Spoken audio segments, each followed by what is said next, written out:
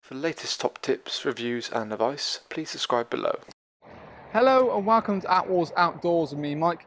Telling you guys a bit of a review video on a tent from Outdoor Revolution. So this here is the Outdoor Revolution Airedale 6.0S.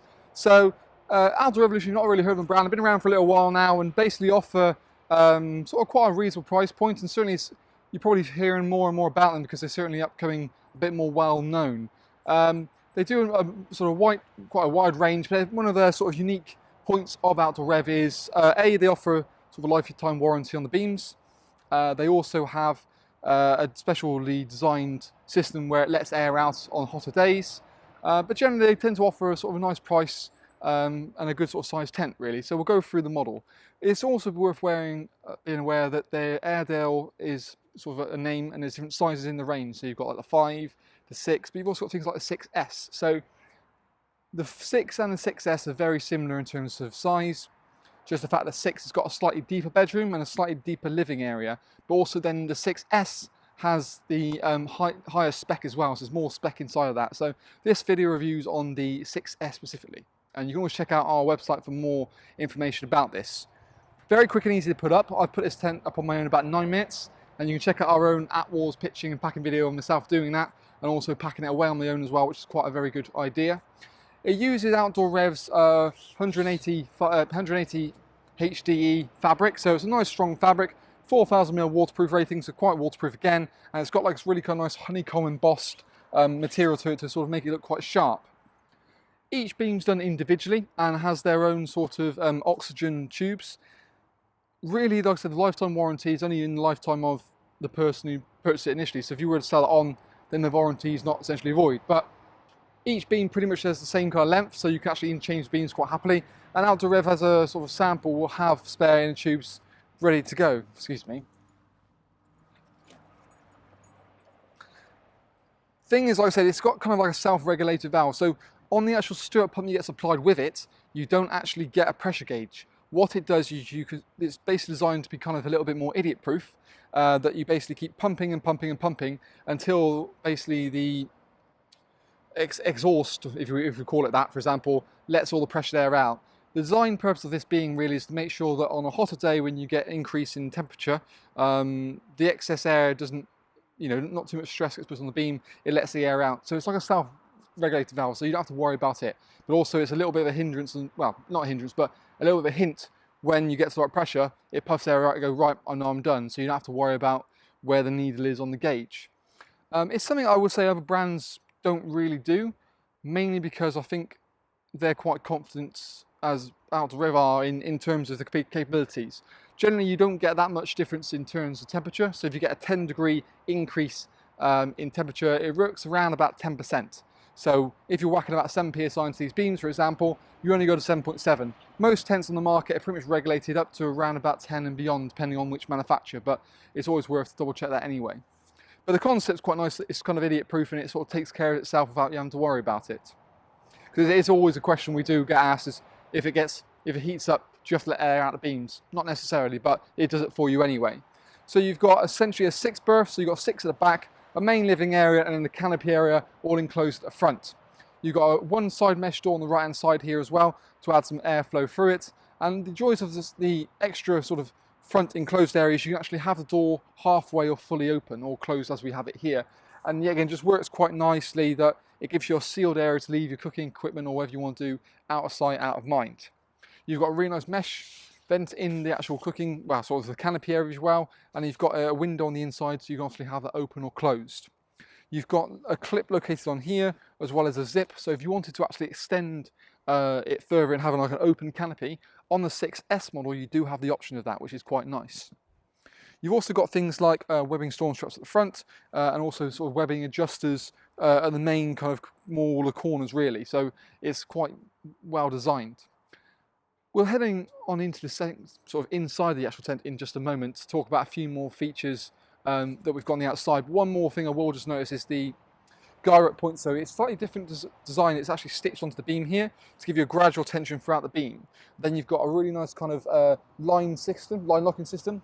So it means you can adjust the guy ropes quite happily without having to try and take the tension out of it, makes sense. But let's have a look and see what else the Airedale's got to offer on the inside. So now we're in the Airedale, you can kind of get a bit more of an idea, certainly for the size and also the layout a little bit. Now we've sort of opened up to the elements a bit more. So obviously, like I said, on the outside, it's a 3-zone tent. You've got sleeping at the back, main living area, and then sort of a nice sort of canopy area at the front. Because of the door has ability sort of halfway or fully open, you've got a bit more versatility there. So you kind of have like I has here, door fully back, and you can tie it and retain it to the left-hand side, or as the camera looks at it. And then you've got a nice open space here. There is a ground sheet that comes with this front area if you wanted to, and it actually sort of toggles up to give more like a bathtub kind of feel. But personally, I think if you're having the door open at any point, really you want to make sure that this grass is just sort of grassy area, just because any sort of water or rain's just going straight into the soaks into the ground rather than collecting on the ground sheet itself. You've got a nice solid window on the left-hand side here in the canopy, and then also you've got, like I said, on the outside, a nice big mesh vent to come through, just to give you a bit more ventilation. But there's a clear plastic window part, which you can zip up. Just that way, if it's, you know, blowing a bit of a hoolie, you can actually seal it up and just have that area all nicely, neatly inside. In the main part of the tent, as we go through, you've got obviously the main door into the area. This can be actually put into a half or sort of a semi-open position. So you can, this part here, you can unzip it along the bottom, move the pegging point, and then that rolls all the way back along with a zip. So that unzips from there. And there's little toggle points just to retain it down the bottom. What you've also got in position at the same time is not only a normal sort of solid door, but there is also a complete mesh door there as well. So we'll just open it up. Someone's done a great job of tying that. Crikey me. There you go. So that just comes like that. So you can get a good amount of ventilation between the middle doors. So that's quite a big old mesh vent. And again, you've still got a halfway position in that. So if you wanted to, there's 2 zip runners. So you can just open it up, use it in and out as you please. So it's quite nice and versatile. Or alternatively, like I said, if you open it up fully, that can all quite happily toggle back. I'll leave it down there for the time being. One thing that probably makes this tent a little bit different is actually the level of spec you've got for the price point. So you've got things like zip-up curtains in here. So on the sides, basically every single curtain in the main living area, as well as actually in the canopy area, has zip curtains. So that means you have the flexibility to kind of just fully go up. And again, that front door, the very front door, you've got 2 separate windows in each panel. The joys of zips, so you can actually, nice and easy to put them up. But also, you can just kind of fold it over, kind of halfway, allow a little bit of light in, but still get the privacy when you want to as well. A big mesh vent at the top here, which is quite nice. And you've still got things like a hanging point, a little loop here, for if you want to put it in a bedroom or even to hang a lantern off of. This living area, I'd say, probably is quite reasonable, especially when you think of it's essentially meant to be a 6 people.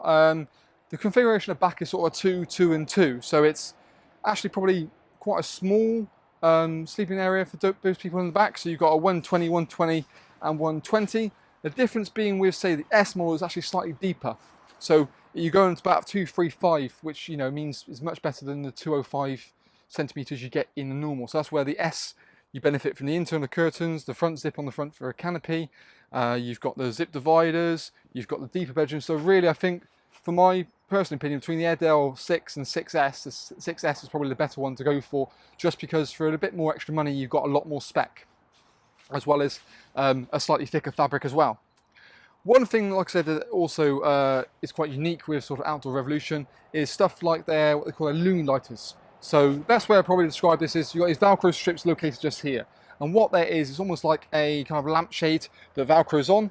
You can put a little light in there and actually it kind of calls up lighters, and it basically floods light throughout a tent and helps reflect it. That way you don't have to have a table lantern or a hanging lantern from the point there. It works quite nicely. You can always check out our showroom we've got indoors, where we'll have them sort of on display in a quite a nice, neat little idea. Generally, okay, Batch.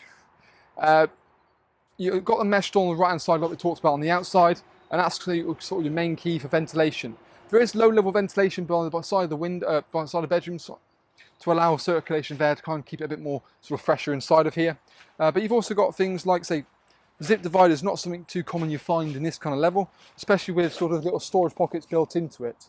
The joys of zip dividers gives you your ultimate amount of privacy from one another, and it's zipped all the way around, even including the bottom.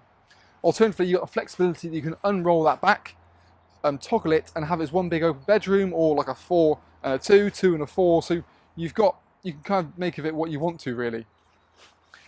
Also, things are maybe obvious from first point of view is the little cable entry point. So your little cable entry point located down here, so you can have your mains hook up inside the tent without having to leave the door open the whole time. And even things like you've got little Velcro tabs just located in here to allow you just to string a wire quite nice and neatly to the next beam. And you've got Velcro situated all the way up, either to your Lumi lights, your uplighters, or just a hanging point as well.